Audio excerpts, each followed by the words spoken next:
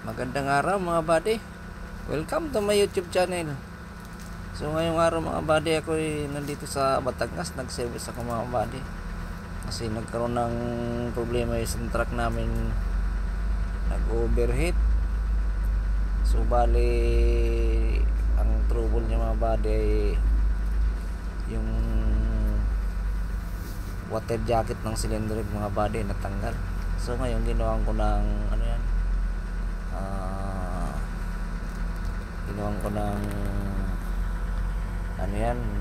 remedyo mga buddy para lang maiuwi yung truck mga buddy. So yan yung yung butas niyan. Kalau hindi yan butas, water jacket yan. So bali yan yan yan dyan sa may exhaust manifold. Yung water jacket nan magkatabi ng kabitan ng manifold mga buddy. Ang ginawa ko, tinapalan ko ng goma at saka inipoxy ko lang yan mga buddy. Bali, steel epoxy ang ginamit ko dyan mga buddy. Ayan yan, steel epoxy yan. Matibay yan yung steel epoxy na yun mga buddy, kasi kumakapit talaga ng gusto rin yan sa bakal. Kaya tapos maganda ang tigas niya. Pero pang emergency lang yan mga buddy, yung mga na yan. Siyempre mahirap magbakbak ng makina rito sa kalsada mga buddy. So hanggat may amari ay magawa natin ng paraan para maiuwi yung makina, yung truck. So bali yan, tinutubigan na yan mga buddy para malaman natin kung tatagas dun sa epoxy natin. Kanya pala yung driver ko, si Mang Lino. Yan yung driver niya mga buddy. Kita nyo yan, pinsan ni Bimbol Rocco yan ayan tingnan nyo ang ulo diba, kalbo yan. Yan ang driver ko, yan pinsan ni Bimbol Rocco yan mga buddy. Yan yun. Bali yan natin malalaman kung tatagas pa ba dun sa nilagay nating epoxy mga buddy. Yan, malapit na yung mapuno yan. Yan, titingnan natin dito sa yung nilagay natin na epoxy kung may tatagas pa bang tubig. So ayan mga buddy bali wala namang tumatagas ng tubig. So may uwi talaga natin itong truck. Yan walang tagas. So puno na yan doon sa so bali wala naman tagas. Yan yun tuyo. Tsaka napakatigas na yung epoxy mga buddy. 30 minutes lang yung epoxy na yan, matigas na yan. Kaya mabilis lang din siyang panglagay. Hindi yung katulad ng ibang matagal, mga tigas yan, mabilis tumigas yung steel epoxy. So ayan, tigas na yan. Wala, malinis. So ayun, so bali ngayon ikakabit naman natin yung exhaust manifold para matapos na rin yan. Yun, bali wala naman tagas yan. Kakabit na natin yung exhaust manifold para mamaya paandar natin at makauwi na. So ayan mga buddy, kung may mga trouble kayo ng ganyan na pwedeng remedyohan, so gawa natin ng paraan. So yan ang ginawa ko, epoxy lang, pang uwi lang talaga yan. Matibay kasi yung steel epoxy ng buddy. Kahit sa mga tubo, sa mga ganyan ng tubo, kahit sa ganyan ng langis, tubo, pwede natin gamitin yung steel epoxy. Pero para lang kung nasa malayo, pwede nating remedyohan ganyan. Wala tayong choice kundi gawa ng paraan, di ba, mga buddy? So ayan. Makina yan kaya hirap.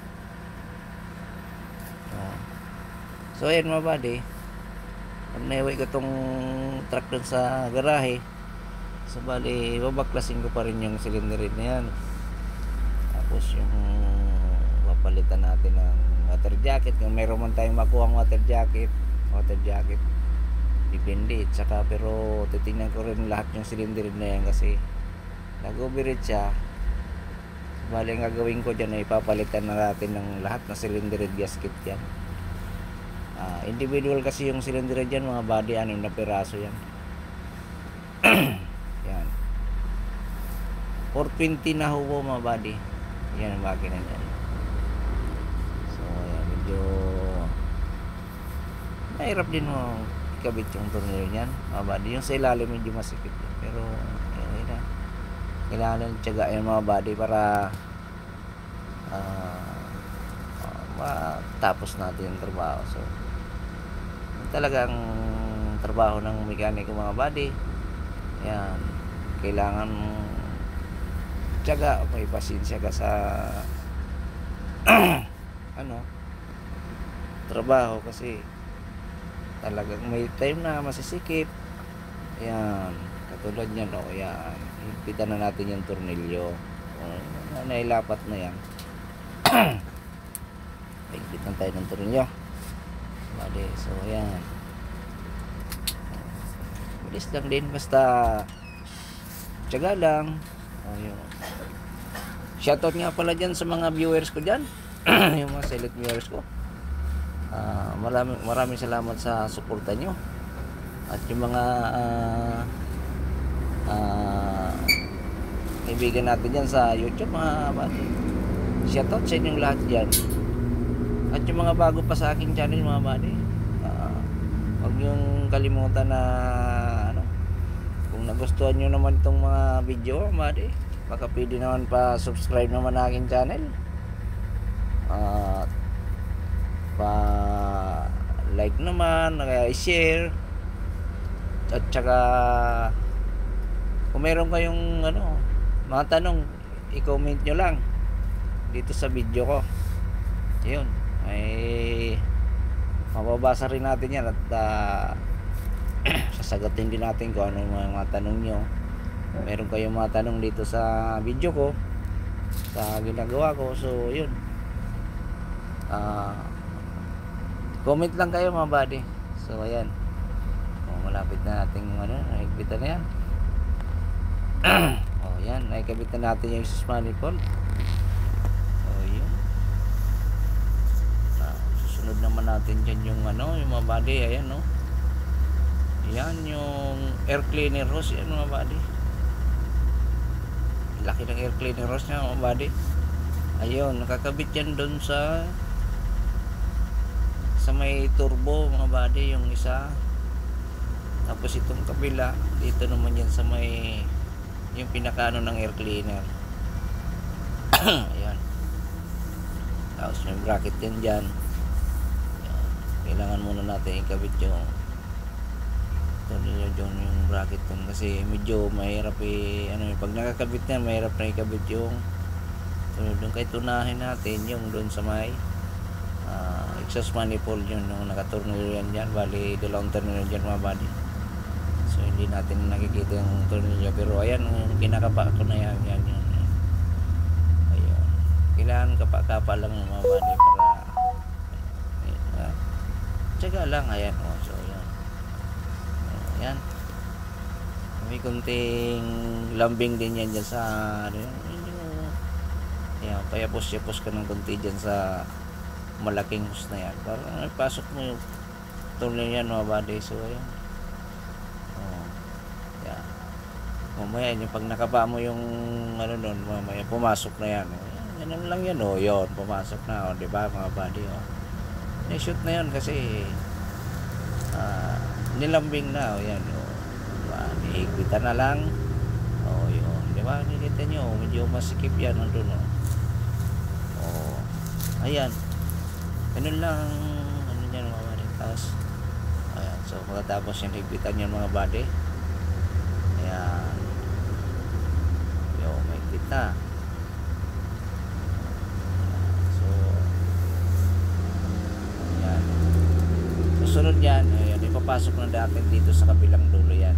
Yan, pag naigpitan na yung bracket doon. So yan, maigpit na yung mga body. Ngayon papasok na natin dito sa kabilang dulo. Ayan, sa may elbow na yan. Medyo mahirap nga lang ipasok yan. Kailangan mong yakapin yan. Yan. Yan, yakapin mo siya at bago mo siya may susuto. Yun. Yakap mo, bumait pumasok. Ano, hindi siya obra dyan kasi hindi yakap na siya, nilambing. Yung pumasok na yung mga body. Ayun. Ay nako, medyo masikip-sikip nga talaga yung mga pwesto dyan. Tapos yung isang maliit na hose na yan, yan ang nakakabit yan doon sa may transmission yan mga body. Yan, yun. Ayun na, pasok na rin yan. Tapos ngayon may clamp yan dyan. So yan, kakalm natin yan dyan. Medyo malayo yung camera ko. So ano, yan i-shoot na natin yung air cleaner hose. Yan, higpitan na lang yung hose clamp. Yan. So bali yan, tapos natin higpitan yan, bali tapos na yung mga body. So papandag na tayo yan, tutubigan na. Yun, ayan, higpitan na yung isang hose clamp. Ayan na. Tapos yung pinaka bracket ng exhaust manifold, ayan na lang ang higpitan dyan. May konting yakap-yakap talaga yan dyan sa hose na yan kasi malaki yan kailangan mo siyang yapusin para kapain mo yung tornilyo nandun sa loob. Ayan na.